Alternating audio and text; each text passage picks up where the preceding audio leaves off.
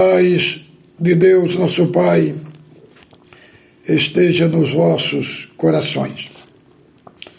Este é o canal Felisberto Moreira, canal de opinião, reflexões e análises bíblicos. Nesse dia de hoje vamos fazer mais um vídeo para o canal. Desejo as boas-vindas aos nossos irmãos que se inscreveram nesses dias. Mais de 114 irmãos estão inscritos no nosso canal.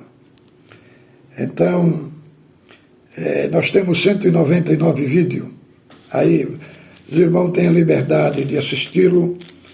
Nosso compromisso é um compromisso unicamente com as Escrituras Sagradas. Nós hoje vamos abordar o tema porta, caminho e alvo.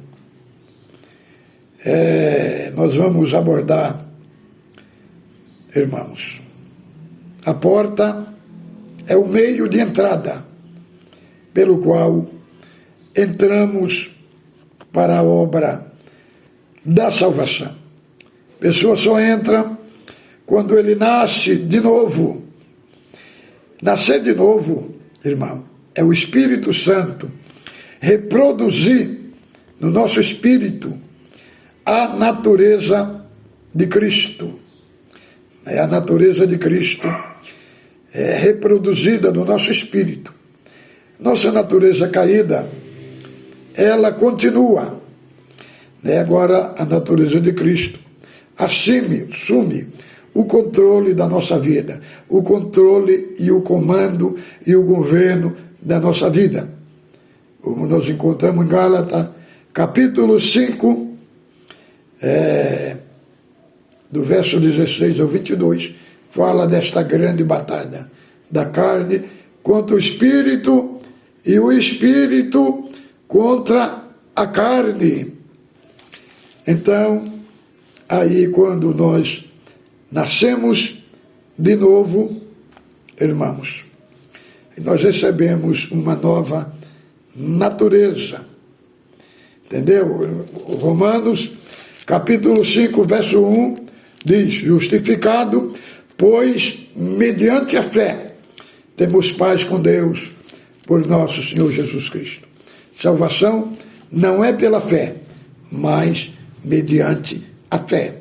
A fé é a causa instrumental pela qual nos apropriamos da obra da salvação. A causa meritória é o sacrifício de Cristo, é o mérito de Cristo. É pelo mérito de Cristo que somos salvos, não pelas nossas obras. Nossas obras, diz a palavra, são consideradas diante de Deus como trapo de imundícia. Mas o que acontece depois da salvação? O apóstolo Paulo explica em Efésios capítulo 2, verso 8 ao 10. Nós somos salvos não pelas obras, para que não nos gloriamos. Salvo, a fé é um dom de Deus. Fomos criados em Jesus Cristo para as boas obras. Fomos criados para as boas obras. Quais são as boas obras aí? São as boas obras que emana da obra da salvação, que emana do sacrifício de Cristo. Então, essas boas obras que são colocadas como resultado que nós fomos salvos. Então, amados irmãos, esta a explicação. Então, o que é justificação? Justificação, irmão, é uma que nós fomos justos, é uma declaração judicial de Deus. A declaração judicial de Deus a nosso respeito, que os nossos pecados foram cancelados, e isso significa justificação. E Deus justificou ao culpado.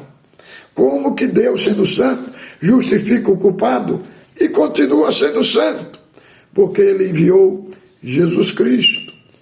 Jesus Cristo foi o Cordeiro de Deus, que tira o pecado do mundo, que morreu por causa de nós. Então, era nós que ia beber o cálice da ira de Deus, irmão. Mas Cristo, sua morte, satisfez as exigências da lei de Deus.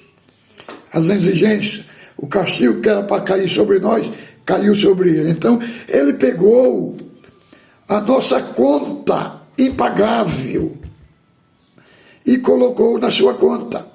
E creditou ali na sua conta. Os nossos pecados foram cancelados, nós não devíamos mais nada diante de Deus.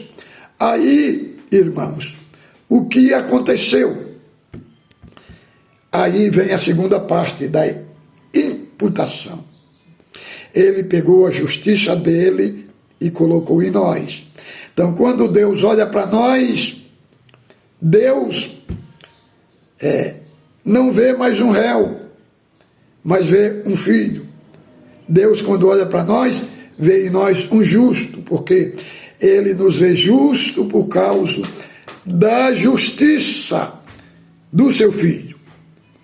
Entendeu? Então, esse é o aspecto da entrada para a obra da salvação. É a porta de entrada. Agora vamos falar, irmão, do caminho. E aí nós vamos ler aqui Colossenses capítulo 2, do verso 6 e 7. Nós vamos ler aqui esta parte. Como diz: ora, como recebeste Cristo Jesus, Senhor, assim andai nele, erradicado, edificado e confirmado na fé, como foste instruído, crescendo em ação de graça. Então, irmão, aqui nós recebemos o Senhor. Agora vamos andar nele. O caminho se trata de caminhada, de desenvolver um relacionamento com Cristo, uma comunhão com Cristo. Mas ele fala aqui,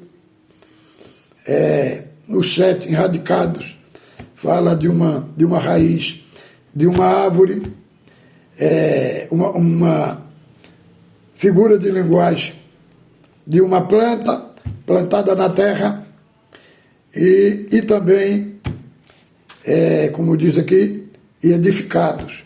Fala de uma construção, de uma edificação. Fala de um agricultor e fala também de um engenheiro construindo uma casa. Uma planta plantada que tem uma raiz profunda na terra, não tem como arrancar. E aí vai falar de um prédio, a pessoa faz um prédio, faz os seus alicerces, coloca pedra, brita, cimento, ferro e levanta aquela base, uma base sólida. Assim, ele está falando que assim acontece com nós no caminho. Nós vamos servindo a Deus e vamos sendo enraizados em Cristo. Vamos ser feito uma boa estrutura nele, sólida, firme, inabalável, que não cai. Isso acontece na nossa caminhada, no nosso desenvolvimento, do nosso andar com Cristo, no caminho. Então, agora, nós vamos falar das características do salvo no caminho. Aí nós vamos ler 3 de Colossenses, capítulo 3, do verso 1 ao 4, vai falar da nossa união com Cristo glorificado. Diz assim: portanto, se foste ressuscitado juntamente com Cristo, buscai as coisas que são lá do alto. Cristo vive e está sentado à direita de Deus. Pensai nas coisas que são do alto e não nas que são da terra, porque morreste e a vossa vida está oculta com Cristo em Deus. Quando Cristo, que é a vossa vida, se manifestar, também vos manifestarei com Ele em glória. Aqui fala dos termos, como Cristo morreu, também nós morremos para o pecado. Como Cristo ressuscitou, nós ressuscitamos também um novo homem para viver uma nova vida. Então, pensai agora nas coisas que são de cima e não nas que são de baixo. Aí ele fala da nossa prioridade. O céu, as coisas de Deus estão acima das coisas da terra. Isso é um dos fatores do crente nascido de novo. Agora, ele vai falar dos resultados dessa nossa união com Ele. Os resultados. Se você é salvo, você vai ter na sua vida estes resultados aqui. Primeiro, ele vai fazei morrer a vossa natureza. Fala assim, jogai fora. Jogar fora. O que é? É não praticar mais. Aí fala, jogai fora prostituição, impureza, paixão, desejo maligno, avareza, idolatria, pois essas coisas vem a ira de Deus sobre os filhos da desobediência. Irmão, aí ele vai falar também aqui, ó, ora, nessas mesmas coisas andaste, vós também, no outro tempo, quando vivieis nela. Agora, porém, despojai-vos igualmente de tudo isto, da ira, da indignação, da maldade, da maledicência, linguagem obscena, do vosso falar, não mentais uns aos outros, uma vez que vos despiste do velho homem e vos vestiste do novo, que se renova para o conhecimento pleno daquele que o criou. Aqui ele usa a metáfora de uma roupa suja, igual nós tiramos a roupa suja, colocamos ali no cesto para lavar depois pegamos a roupa lá no guarda-roupa e vestimos. Assim é a figura de linguagem, se despir do velho homem e se vestir do novo, que se renova para pleno conhecimento daquele que o criou. Então, isso são as características que manifesta na vida de um salvo. Agora nós vamos ver, agora ele fez a metáfora dessas duas roupas, agora ele vai falar das virtudes que acompanham essa roupa, essa nova roupa, esse novo homem. O que acompanha, isso daqui é para mostrar se você verdadeiramente é um salvo. Essas virtudes têm que estar na sua vida. Aqui ele fala assim, revesti-vos, pois, como eleitos de Deus, santos, amados, ternos, de afetos, de misericórdia, de bondade, de humildade, de mansidão, longanimidade, suportai-vos uns aos outros, perdoai-vos mutuamente, caso alguém tenha motivo de queixa contra outro, assim como o Senhor vos perdoou, assim também perdoai-vos mutuamente. Isto, porém, esteja o amor, que é o vínculo da perfeição, e a paz de Cristo, que é o árbitro do vosso coração, o qual também foste chamado em um corpo, sede agradecidos. habite a palavra de Cristo abundante, ricamente em vosso coração, aconselhai-vos em toda a sabedoria. Sabedoria, louvando a Deus, com salmos, hinos, cânticos espirituais, com gratidão em vosso coração, tudo quanto fizeste por palavra, em ação, fazei tudo em nome do Senhor Jesus, dando por Ele graça a Deus Pai. Entendeu? Essas daqui são as características que acompanham o salvo, são as características dessa nova veste, são as características deste novo homem, desta nova mulher em Cristo. Agora, vamos falar Filipenses, capítulo 3, verso 12 ao 14.